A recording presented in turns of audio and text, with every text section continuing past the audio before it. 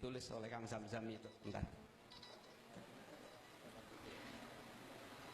Saya 15 tahun penelitian dan saya banyak dikirimi, istilahnya nggak percaya 3 abad itu. Di rumah saya ada tulisan tangan almarhumlah Kiai Haji Muhammad Sanusi. Pondok Pesantren Babakan didirikan tahun 1715 yang kemudian tulis oleh Kang Zamzam.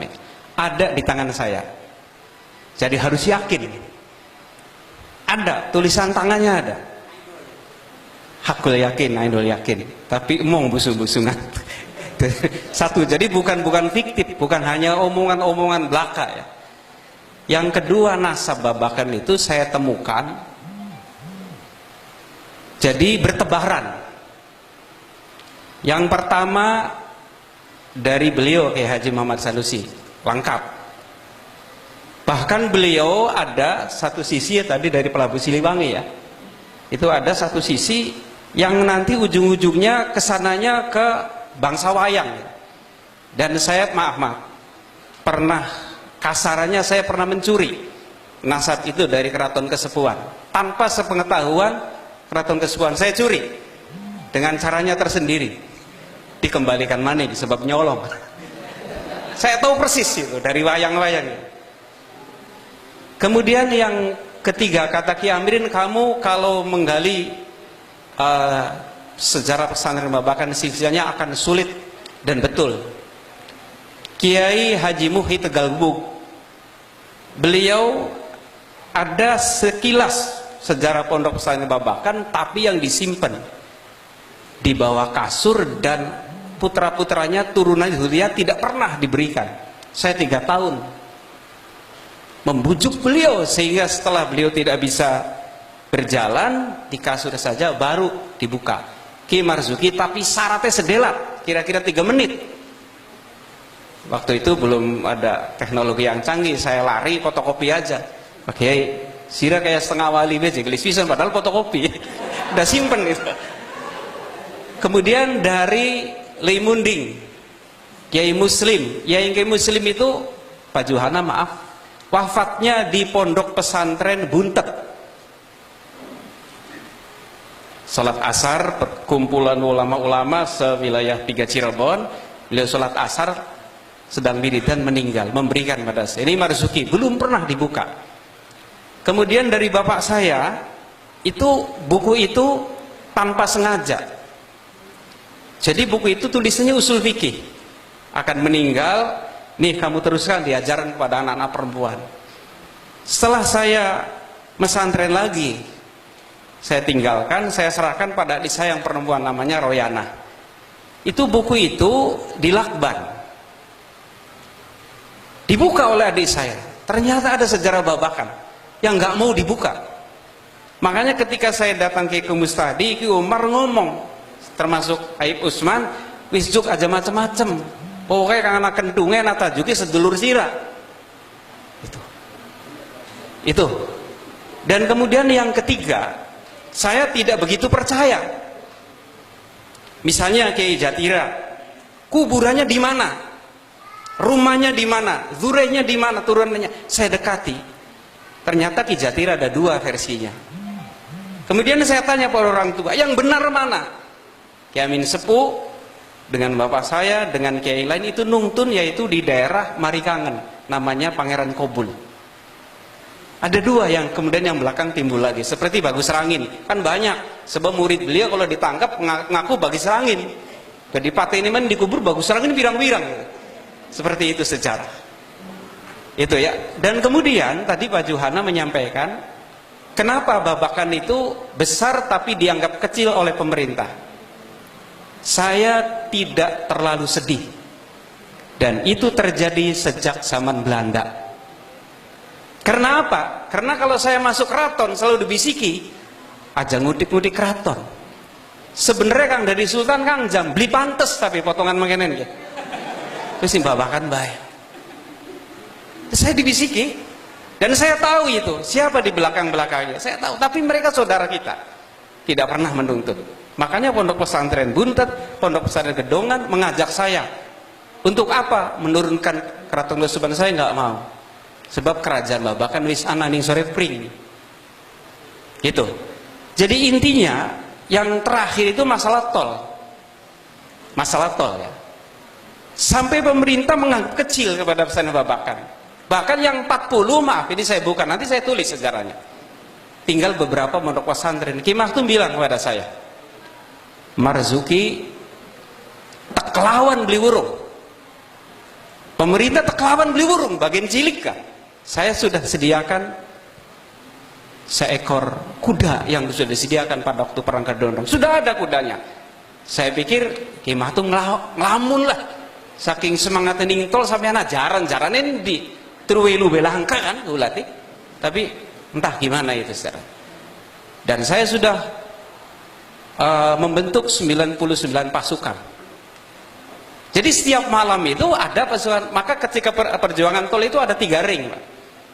Ada ring yang keras seperti ini, yang kecil juga dikatakan cabai rawit ini, yang membakar fotonya Yusuf Kala, beliau itu dibakar. Bupati Pak SBY nggak berani. Itu. Nah dari situ saya pikir ya udah biasa Babakan. Karena apa dianggap kecil? Karena tadi ada perbedaan-perbedaan. Ingat, yang saya ketahui setelah saya selidiki beberapa pondok pesantren itu ada 2. Ada pondok pesantren yang sistemnya seperti kerajaan, seperti Kempet, Arjewinangun, Winong, Lirboyo, kemudian di Kaliurang yang dulu Jombang. Itu kalau bukan turunan nggak bisa. Pondok pesantren nggak bisa. Tapi di Babakan itu semenjak 1715 itu ada 5 kerajaan besar, saya ungkapkan, dan saya tahu, nasabnya tahu. Kang Zamzami misalnya bin Amin Halim, punya ibu namanya Nafisa. Nafisa punya bapak namanya bin Malawi. Malawi namanya Syekh Tolha Tolabuddin, Saidin, terus Saifuddin, Rofiuddin, Asasuddin, Wilayatullah, sampai Syekh Syarif, sampai Nabi Muhammad. Dan saya pelajari kuburannya ada semua. Saya ziarahi. Sampai-sampai yang terakhir Dengkule Ki Maktum ku nempel karo Pak SBY. Pak, diali sih Pak. Insya Allah siap. Akhirnya nggak siap. Makanya yang terakhir saya datang ke Ki Abdullah Qasim, udah serahkan pada Allah. Nih kamu amalkan. Ini amalannya Nabi Khidir. Saya amalkan sampai sekarang di santri dari Abbas Syekh. Nah oleh karena itu pada ketika peristiwa Tanjung Priuk itu saya jam 2 malam habis dari pengajian di luar, saya datang lihat breaking news di Metro TV lagi perang Tanjung Priuk nih kok. Saya telepon Pak Nurdin Manurung. Pak Nurdin sampaikan pada Pak Joko Kirmanto dan pada Pak SBY, kalau tol melintas pondok pesantren Babakan jangan dianggap kecil, akan saya lawan, akan ada Priuk Jilid 2, kata Kiai Maktum. Padahal gawe dewek pun kok gertak itu. Dan subuh saya itu anehnya jam 3 malam ditelepon oleh Kang Afandi. Setelah saya telepon, nggak lama telepon Kang Afandi, Kang Suki bisa nggak Menteri PU dengan Menteri Agama datang ke Babakan? Insya Allah bisa, asal mindahkan tol. Ini kenyataan loh. Akhirnya setelah itu mungkin nyampe pada beliau ya, pada Pak SBY itu. Akhirnya setelah itu kemudian Kang Fandi yang bolak-balik itu mampir dulu di sini, terus langsung ke rumah Ki Maktum. Saya buka sejarah Babakan. Pak Joko Kirimanto, CS, kemudian Pak Surya Dharma Ali menangis. Babakan itu Pak dari dulu tidak pernah merengek kepada pemerintah. Dan siapapun yang bisa meramaikan Babakan, men-share Babakan, silahkan. Buktinya ada pondok namanya Al-Faqih. Itu sama sekali tidak ada nasab Babakan, namanya Kito Tobiin, silahkan. Pak Juhana kalau ingin jadi kiai di Babakan sudah pensiun, silahkan, nggak dilarang. Karena apa? Kalau negara kita ini sistemnya pakai Amerika, demokrasi silahkan siapa saja. Sekarang bikin pondok pesantren Babakan banyak itu. Jadi artinya biar orang mengatakan kecil, tapi yang penting besar indallah. Makanya buktinya tolnya menggok itu kan, padahal dianggap kecil kan? Dan tidak selalu merengek kepada pemerintah, tidak. Tidak mau ya, silahkan pemerintah ngurus sendiri, ngurus narkoba, angel lebih kira-kira kan, apa mending ngurus babakan. Udah biar babakan seadanya, dan seperti itu ya, biarkan Pak Gubernur tidak datang juga tidak apa-apa, saya tetap hormat. Pak Presiden Joko Widodo tidak datang juga tidak apa-apa, saya hormati.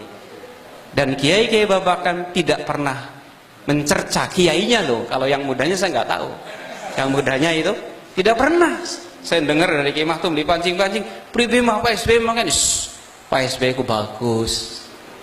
Malam hari jam 2 malam saya ngetok Kiai Mahtum, mak suki kiki nyoblos saya sapa kita ke, apakah gagah ya, apakah Pak Jokowi istihoro kita kok, Pak Jokowi ku jem raine ku luntur tak coblos melas. Saya tidak sependapat dengan mertua saya dukungnya Prabowo, beli gitu sih kan gak bela. Itu Ki Mahtum nggak mau mencela pemerintah, nggak mau sekalipun, maaf ya, banyak pengkhianatan pada pondok pesantren babakan, silakan, tapi tidak pernah Ki Mahtum aja pokoknya bakal kita pemerintah Indonesia NKRI ini nurut baik nurut, suketnya gak kan Pak Jokowi kan? Bahasanya suketnya punya Pak Jokowi, kita hormati. Jadi tidak apa-apa, tidak pernah merasa kecil hati, dari dulu juga begitu. Itu intinya gitu, tapi tetap tidak boleh keluar dari NKRI. Itu babakan. Nah, yang terakhir saya harapkan dari sinilah akan terbuka nanti, akan terbuka sebab punten ya, ini panitianya anak-anak muda. Dulu kita punya momen ada 3 kali, yang nasional ada Mubes, kemudian Pramuktamar, kemudian yang ketiga itu Torikoh Jawa Barat ya, Torikoh nasional juga Jawa Barat ya. Maaf, tidak seperti ini. Kepanitiaan itu sangat teratur, sangat rapi ya, tapi karena ini waktunya mendadak ya, waktunya mendadak, sangat mendadak sekali. Nah, oleh karena itu maka seperti ini, tapi tidak apa-apa, ini satu pengalaman, ada hikmahnya insya Allah. Jadi Pak Johana, sampaikan salam kami kepada bapak-bapak, walaupun tidak hadir tetap kami hormat. Tepuk tangan untuk pemerintah, insya Allah. Tidak kecil hati ya. Nah itu, oleh karena itu siapapun misalnya, ya walaupun menantu di sini banyak menantu yang bikin pondok itu, karena mereka tidak tahu ya karakter pondok pesantren babakan, karena dilihatnya kan dari kasat mata, tidak tahu lapangannya. Kalau saya di sini tahu, makanya Kiai Bulkin ngomong kepada saya begitu, kamu tahu nggak Marzuki? Ada bapaknya Kang Robah ini, ya Agus ini, 16 pemuda pondok pesantren babakan ditembak waktu itu. Waktu zaman peralihan dari penjajah ke peralihan ke RI waktu itu. Dan saya punya catatannya. Maaf, kalau kita ke rumah sakit di sebelah utara di Patrol ada rumah sakit Jenderal Sentot. Itu beliau itu dengan anak buahnya menembak kiai-kiai babakan, tempatnya adalah di sebelah Kali Cimanuk. Saksinya Ki Bulkin, maksudnya Kang Zam saksinya. Tulis tuh. Sentot. Tapi hebatnya saya ngalem, pas Sentot itu datang dengan mobil sedan waktu saya kecil, datang di depannya musola Ki Masuki, dulu belum masjid, datang ke rumah ibu saya ngelamar santri Kang Amin, namanya Faidah, anak dadap. Padahal tahu bapak saya itu, beliau yang membunuh kiai-kiai babakan itu tahu. Tapi karena apa? Karena legowo. Udah dikawinkan, izin dulu sama Ki Masuki, wis dari Ki Masuki dikawinakan. Min, dikawinakan Min, ini seorang papa. Nah itu. Dan yang Kiai Tarmizi yang membunuh juga saya tahu orangnya, saya tulis, tapi belum saya ungkapkan. Itu ya. Jadi apa ya, pondok pesantren babakan Ciberem tidak akan merengek-rengek. Walaupun pondoknya kayak kandang sapi, itu miri-miri, tapi yang penting mutunya, nasionalisnya, tidak membikin anak-anak jadi radikalisme. Maka kemarin ketika ada gerak jalan itu ada anak yang bentuknya kayak teroris, dicoret-coret, nggak apa bom, melaku-melaku. Pak Sonjaya bilang diamanatkan, padahal kreatif anak itu. Itu kan karena enggak. Itu Dan saya ketika itu Pak Reskrimnya itu apa? Pak Reskrim itu, kalau Pak Didi mungkin kenal dulu. Itu saya dipanggil di kecamatan di Kapolsek. Ki Marzuki, Bapak tahu ini. Oh tahu semua Pak. Dan saya tidak sekedar tahu, saya rekam itu. Jadi nanti dalam perjuangan split tol dan lain-lain ada sisinya sendiri. Karena apa? Karena kami diajarkan dari mulai perang Kedongdong. Jadi tahu ya. Cuman pura-pura tidak tahu gitu.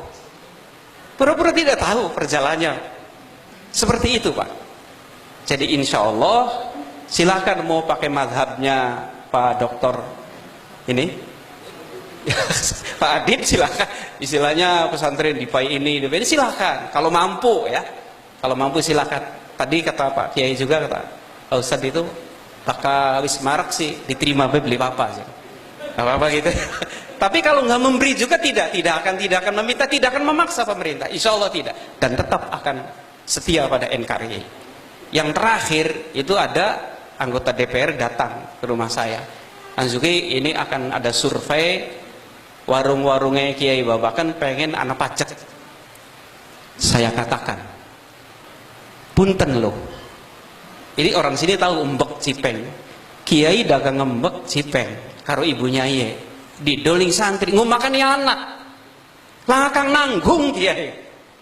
Langkang nanggung. Kebetulan karo kula punya mobil itu kan rahmatan nazila aja, tiba-tiba turun begitu aja. Saya katakan loh, kok tidak pernah, kalian tidak pernah memikirkan kami siang malam. Coba tanya kepada Ki Maktum, berapa orang yang gratis di situ? Sekitar 20-an. Ang Zamzami ibunya. Ada 40-an putra tidak dibayar. Dari sekolahnya itu dibayar oleh nyai, oleh kiai-kiai. Tuh, ya, saya tahu persis karena saya ada di dalamnya. Tapi orang tua saya tidak pernah mengatakan kamu harus ini, bikin proposal, ngerengek pemerintah, minta. Jangan berdikari, berdiri di atas kaki sendiri. Lebih baik menjadi tangan yang di atas daripada tangan yang di bawah. Itu. Terima kasih, mudah-mudahan ada manfaatnya. Nanti juga saya akan menyusul tulisan Kang Zamzamin, tapi nanti konteksnya tidak sama dengan beliau, dengan kekhasan Bapak.